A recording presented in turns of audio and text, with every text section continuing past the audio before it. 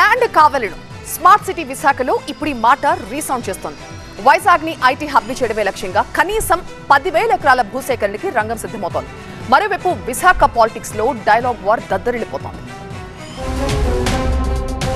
భూములు కావలను IT sector కోసం smart city విశాఖలో ల్యాండ్ అన్వేషణ పట్టాలెక్కింది. ఇప్పటికే కాగ్నిజెంట్ సహా 7 ప్రముఖ ఐటీ సంస్థలు విశాఖ బాట పట్టాయి.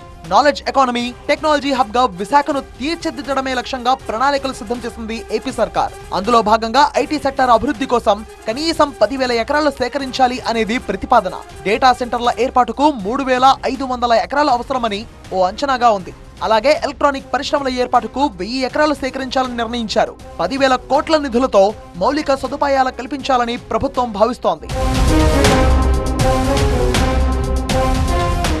తమ హయాంలో విశాఖను అభివృద్ధి చేస్తామంటే విమర్శించారు. ఇప్పుడు వాళ్లే విశాఖను గ్రోత్ కారిడార్ అంటున్నారన్నారు వైసీపీ నేతలు. మీరైతేనేమో విశాఖపట్నాన్ని పవర్ హౌస్గా తీర్చిదిద్దినట్టు, మేమైతే మా గవర్నమెంట్లో సునామీలు వచ్చేస్తున్నట్టు రాశారు కదా. ఆ రోజుల్లో విశాఖపట్నం ఎలా పెడతాడు, ఈ గ్రోత్ కెపాసిటీ ఉంది, ఇది డెవలప్ చేసుకోకపోతే ఎప్పటికీ ఇలాగే ఉంటాం కాబట్టి ఆ శాసన రాజధాని ఏదో ఇక్కడ ఉంచుకున్న అమరావతిలో మిగతాదాన్ని అక్కడ షిఫ్ట్ చేద్దాము, అక్కడ దాన్ని డెవలప్ చేద్దామని చెబితే ఎంత అల్లరి చేశారు. పెద్ద విలన్లాగా చూపించాలని ప్రయత్నం చేయలేదా? గ్రోత్ ఇంజిన్లు, ఈ గ్రోత్ కారిడార్లు ఇవన్నీ తర్వాత చూద్దాం, కానీ ముందు గోతుల సంగతి. గూగుల్ వంటి దిగ్గజ కంపెనీలు రాకతో విశాఖ ముఖ చిత్రం మారడం ఖాయమన్నారు కూటమి నేతలు. గూగుల్ లాంటి కంపెనీ ఇక్కడికి విశాఖపట్నం రావటం ఇది ఒక గేమ్ చేంజర్గా ఉండిపోతా ఉంది. ఆ రోజు హైదరాబాద్లో మైక్రోసాఫ్ట్ ఏ విధంగా ఒక యాంకర్ క్లయింట్గా ఉండి అది ఒక హైదరాబాద్ రూపురేఖలను మార్చిందో, ఈ గూగుల్ కూడా విశాఖ ముఖ చిత్రాన్ని మార్చిపోతా ఉంది. ఐటీ కంపెనీల పేరిట రియల్ ఎస్టేట్ వ్యాపారులకు భూములు కట్టబెడుతున్నారని వైసీపీ నేత అమర్నాథ్ ఆరోపించారు. పెద్ద సంస్థలకు భూములు ఇవ్వడంలో తప్పలేదు.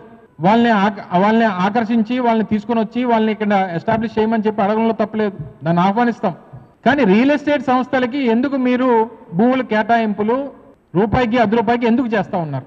దీంట్లో ఉన్నటువంటి మీ స్వలాభం ఏంటి? విశాఖ భూ కేటాయింపులపై వైసీపీ ఆరోపణల్లో ఏ మాత్రం వాస్తవం లేదని కౌంటర్ ఇచ్చారు కూటమి నేతలు. మన పరిశ్రమలు ఆకర్షించడానికి తీసుకోవాల్సినటువంటి మంచి నిర్ణయం. ఈ రోజు ఇటువంటి నిర్ణయం తీసుకున్నారు కాబట్టే ఎక్కువ పరిశ్రమలు వస్తూ ఉన్నాయి. తనకు చేత కాదు, చేసిన మనమేమో కాదనంటూ కాలకడ్డం పెట్టడం అన్నది ఆయనకి తెలిసినటువంటి విద్యది. విశాఖ కేంద్రంగా అలా విమర్శలు ప్రతి విమర్శలు మారుమోగుతున్నాయి. మరోవైపు ఐటీ అభివృద్ధి కోసం విశాఖలో భూముల అన్వేషణ స్పీడ్ అందుకుంది. కనీసం 10,000 ఎకరాల సేకరణే లక్ష్యంగా ప్రణాళికలు సిద్ధమవుతున్నాయి.